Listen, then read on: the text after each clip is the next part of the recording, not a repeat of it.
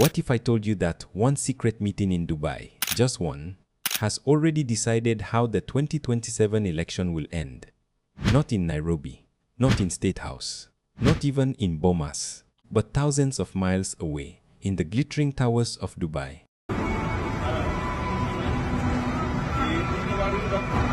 That is where President William Ruto and Gideon Moi, once bitter enemies, sat down.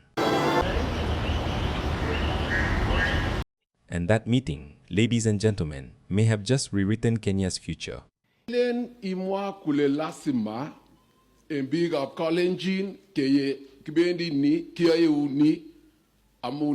For years, William Ruto and Gideon Moi could not stand each other. Ruto was the hustler, the outsider clawing his way to the top. Gideon was the dynasty prince, shielded by his father's legacy. Kongot ko gimaimiat kinye kerore sergalit kot koek sergali. Komo konyine tejrani le sorarak sergalit kolasima konyoanu manangwano. Abana. Their battles for control of the Rift Valley were bitter and public. Gideon Moi had earlier joked with the mourners, making reference of the word hustler, a word commonly used by William Ruto in political rallies. Maana or the meaning about hustler kune. Onget maana about hustler kwe. Ongen also man and dictionary maana ya hustler. But in politics, yesterday's rival often becomes today's project. Let's start with the basics. Gideon Moi is no longer a threat. You see, in the past they felt he was King Herod, busy trying to kill baby Ruto politically. But now that the baby is king, they see no threat from Gideon. Gideon doesn't have the money or the political expediency to go pound for pound with the William Ruto machine. Ruto has what Gideon does not: money, state machinery, and the ruthless drive of a man who never forgets where he came from. Gideon, on the other hand, is soft. Just like Uhuru Kenyatta before him.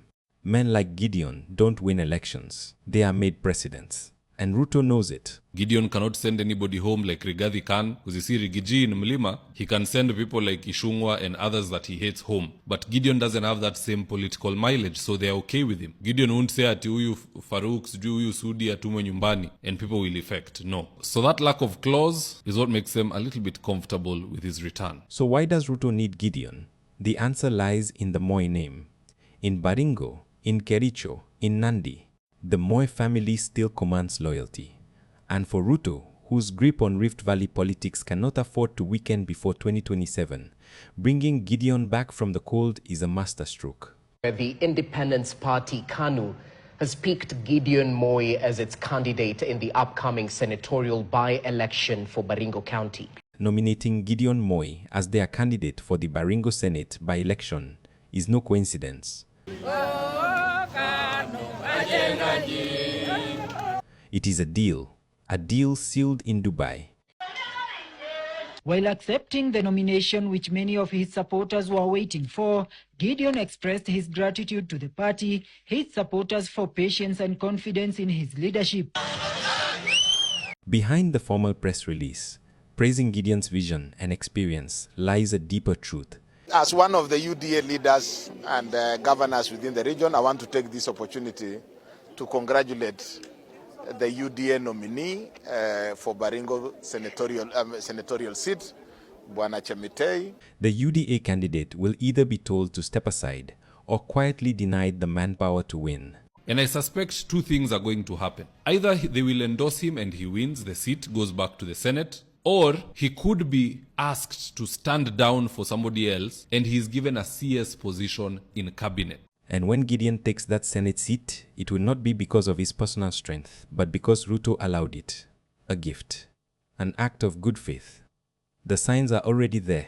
Oscar Sudi, one of Ruto's most vocal allies, has come out defending Gideon against Aden Duale's attacks. Namwambieni Gideon Moi awache upuzi. Huyo mtu awache upuzi. Gideon Moi ile maana ako naye pekee amebeba jina ya mzee Moi. Hana maana ingine. Hana ukiangalia CV yake ile kitu muhimu ukisoma CV yake, he is the son of mzee Moi. A very good old man. Na alioppose Ruto akiwa deputy. Watu ya Baringo kama mko hapa, pelekeni hiyo kitu kwa hiyo kijana amepotea njia. Na umwambie tukutane kwa Senate. Siko by election. Baringo ya marehemu Cheptumo.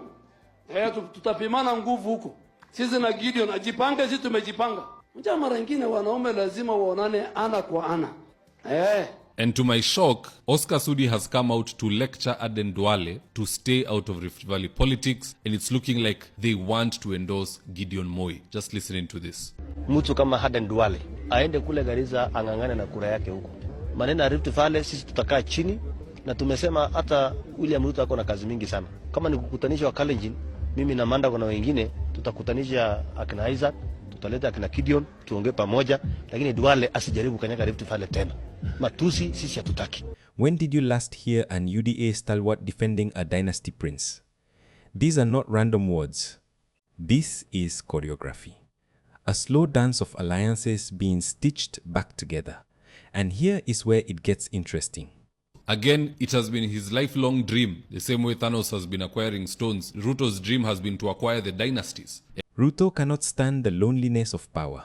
For all his hustler rhetoric, he craves the approval of the dynasties. It is as if he needs them to finally see him not as an outsider, but as one of their own. I don't know why he's always wanted the approval of the dynasties. Maybe he feels they're more superior, or there is something they can add to his table. I don't know, but that is something that the president has always desired. That is why he has drawn Raila Odinga close. That is why he needs Matiang'i, and by extension, Uhuru. And now, that is why he is rehabilitating Gideon Moi. I won't be shocked to see him bring Gideon Moi into cabinet. Think about it. 2022 was hustler versus dynasties. Sasa vile tunaheshimu alliance yenu ya makabila na vyama ya makabila kubwa kubwa, hata na nyinyi muheshimu hii alliance yetu na mama mboga na mtu ya mkokoteni na hawa wengine wadogo. 2027 may very well be hustler with dynasties. Imagine Ruto standing at the ballot with Raila on his side, the Mois at his back, and whispers of Uhuru through Matiang'i in his corner. Ruto's dream has been to acquire the dynasties and have them behind him. He wants to look on his shoulder, aone Raila, aone Uhuru, aone Gideon. Now he will know he's untouchable. That is not a coalition. That is an empire. An empire of recycled power. Sasa nikuulize, ni nini hiyo ambayo Gideon anataka kuletea watu wa Baringo ambayo hakuwaletea kwa hiyo miaka yote alikuwa kwa siasa? But make no mistake, for ordinary Kenyans, this is a warning. What you are witnessing is not reform. It is not fresh leadership. It is the same old dynasties being reshuffled and polished, with Ruto at the center pulling the strings. Gideon himself has shown an interest in endorsing William Ruto. Here's the tip. Matoger borit nenyu a William. And as we all know, that's the only requirement they need from him. For him to endorse Ruto and keep quiet. That's it. And he's done so excellently. I haven't seen Gideon saying one term. I haven't seen Gideon saying must go. I haven't seen him attending any of the opposition rallies or meetings. So he's complicit through silence. He has been endorsing Ruto one way or the other. He has been receiving contracts for energy. It's just the other day that it was scrapped through a court order in Nakuru, I believe. So at the end of the day, his silence and his agreement with the William Ruto administration, basically giving them an open endorsement, is what is putting him in the right books with people like Sudi. The Dubai meeting was not about Baringo alone. It was about 2027. It was about cementing power. It was about making sure the so-called hustler never again feels like an outsider. So when you hear Gideon Moi's name in this by-election, don't just think about Baringo. Think about the quiet deals, the hidden handshakes, the invisible signatures in Dubai hotel suites. And this is why Gen Z wako na shida na hii government, wako na shida na politicians katika country ya Kenya. This is the reason why Gen Z wako na shida na leadership in this country. Because in Kenya, elections are not only won at the ballot. They are arranged in back rooms and sometimes on foreign soil. If there is one thing a politician, if there is one important day for a politician, yes, ni ile siku yenye anapigiwa kura. Yes, na if there is an important hour, ni wakati hiyo kura inahesabiwa. 2027 is already being written, and the Dubai meeting was the first chapter. The country of Kenya is, yani imechukuliwa na tycoons, imechukuliwa na conmen, imechukuliwa na dynasties, imechukuliwa na watu ambao ni very, sitaki kutumia jina mbaya. So here is the question we must all ask. If Ruto can bring Raila, Moi, and even Uhuru's shadow into his tent, then in 2027, will Kenyans really have a choice? Or will it all have been decided already? For heaven's sake, what is Gideon Moi still doing in Kenyan politics? What is Moses Wetangula still doing in Kenyan politics? What is Atwoli still doing in Kenyan politics? What is Raila Odinga still doing in Kenyan politics? Kuna watu tumewasoma kwa vitabu vya historia tangu 1980s, 1970s. Kuna baadhi ya wanasiasa ambao wanafaa kuwa nyumbani wanalea wajukuu. Leadership ya Kenya inafaa ichukuliwe na new generation. Sababu hiyo new generation ndio inaelewa challenges ambayo the new generation wanapitia. Saa hizi hawa wazee hawajui Kenya hakuna ajira. Sababu wakati wao ulikuwa unatoka kwa industry, kwa shule, unawekwa kwa industry. Hawaelewi Kenya hakuna nafasi za kazi. So hawaelewi ya kwamba kuna watu mahali ambao wamehitimu na hawana kazi.